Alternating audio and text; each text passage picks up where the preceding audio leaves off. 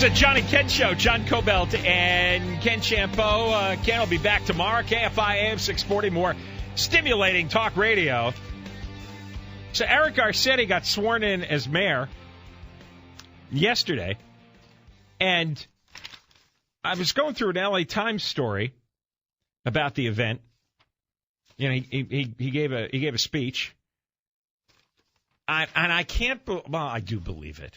But the great vain narcissist, Tony Villar, he was acting up, trying to get people to notice him, right to the very end.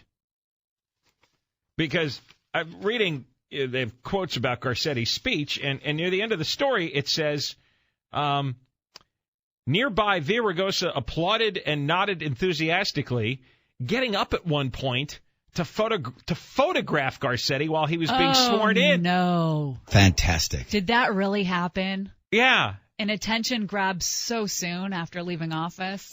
While Garcetti's getting sworn in, he pops up. Oh, my God. Knowing everyone's going to stare at him, and he's taking a photo the way he was taking video of Stevie Wonder during that stupid farewell party that they had. He can't let anybody else have any attention. No. He can't do it. Stevie Wonder couldn't sing his song. Villaraigosa standing in front of him for a while taking video. And now Garcetti, I mean, this is the big moment, right? That, you know, these political guys dream of, the moment that they actually get sworn in. And there's Villaraigosa popping up and down. But it gets worse. While Garcetti is speaking, Villaraigosa starts waving and mugging for someone in the audience. No! Yes! Because his attention span is like 4.5 minutes. Yeah. So then it's like, hey, look at me. He couldn't sit respectfully and listen to Garcetti's speech. That's awesome. It really doesn't get much better than this.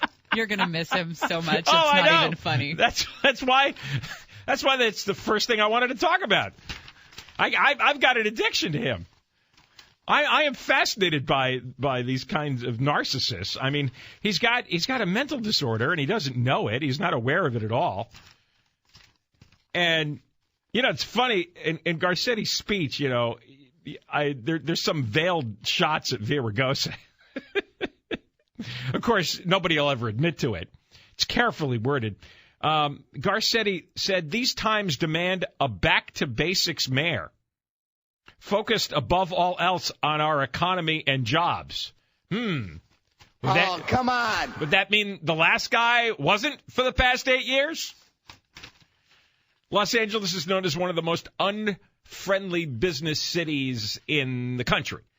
I mean, it's absolutely impossible to get City Hall to cooperate with you at all. In fact, I read the other day Garcetti is going to be going on a full tilt campaign to try to keep Hollywood production here in Los Angeles, because there's a huge percentage that has fled the city because it's cheaper to go to other states and other cities. And, you know, Villaraigosa actually stood around and watched as film and television production fled the city. We don't have too many other things here in terms of major industries. You let film and TV go running off to other places, you're in a lot of trouble. And Garcetti, and he certainly should be held to this, said that his priority would be to fix the potholes and pave the streets, pick up the litter, fix the sidewalks, and trim the trees. He said, and this sounds like another veiled shot at Villaraigosa, it's no use painting a lofty picture if you don't have the brass tacks to pin it up on the wall. Now, you know, this is all cheap opening day rhetoric, and everybody always says the right things on day one. But it's absolutely what the city needs. You need to the actual basics, the original basics of government before it became a wealth redistribution mechanism and before it became a government employee enrichment mechanism. You know, it often seems, and I think it's true, that we all work and pay taxes in order to see our wealth redistributed and also to see government employees get richer and richer. So I'd like to see the road paved around the block from me. When I see that, I'll probably lose control of the car and hit a tree. You know, when riding on Sunset Boulevard or Wilshire Boulevard isn't like driving on an unpaved road in a third world country. Now, the Los Angeles Times, they're relentless. They spent the last week or so trying to prop up Tony Villar. That he really wasn't that bad. And today, it was yesterday actually, they had one of these phony baloney poll stories. Well, I don't really care what favorable or unfavorable ratings a politician gets. I don't really understand why that. I guess it's an easy story and it's easy to measure, but who cares? What matters is the reality of what he did or did not do. People support politicians for all kinds of reasons that have nothing to do with performance. They like his look. They like his ethnicity. They like his party. You know, no matter how bad a politician is, you're never going to get the majority of voters in his party to look at him unfavorably. It's just impossible. People are too tied to their political tribe. And so measuring this stuff is ridiculous. So we got 47% giving him a favorable rating, 40% disapproving. It's like it should be 100% disapproval if you know what's going on over the last 8 years, if you were awake and paying attention. If you give him a favorable rating, it means you're hopelessly ignorant. I mean, let's start with city's bankrupt.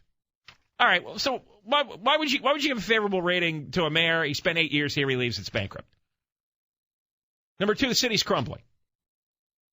Basic city streets, basic sidewalks, crumbling. You can see that with your own eyes. You can feel it when you drive. So again, well, it's interesting how they wrote this here, because they acknowledged. They acknowledged that all that stuff exists, but in a way, the LA Times kind of dismissed it. Like it's the same old complaints that people always have in Los Angeles. You know, traffic, the condition of the roads, the school system. So they acknowledge that the most important things to voters, to residents, the most important things are disasters right now. But the tone of the story is like, well, put that aside. Well, let's put that aside. Let's look at other things. Well, there aren't other things. If the roads have crumbled, if the city's bankrupt, if traffic is abominable, if the city is bankrupt, what other things? And they keep focusing on his what did Garcetti say? That Villaraigosa left the city safer, greener, and stronger?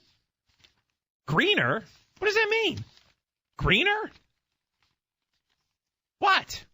What practically does that mean? What, he signed a plastic bag ban? Just to inconvenience her? And wait till that hits. 1st of January. Wait till you see that blowback because people are absolutely not paying attention. People are walking around in some kind of Kardashian days, like the whole culture. We're in a cultural coma right now, where most people haven't the slightest idea what's going on. We'll talk more about this when we come back. I want to go through the LA Times analysis of what people are upset about in the city. That's all coming up next. John Cobell and Ken Champeau.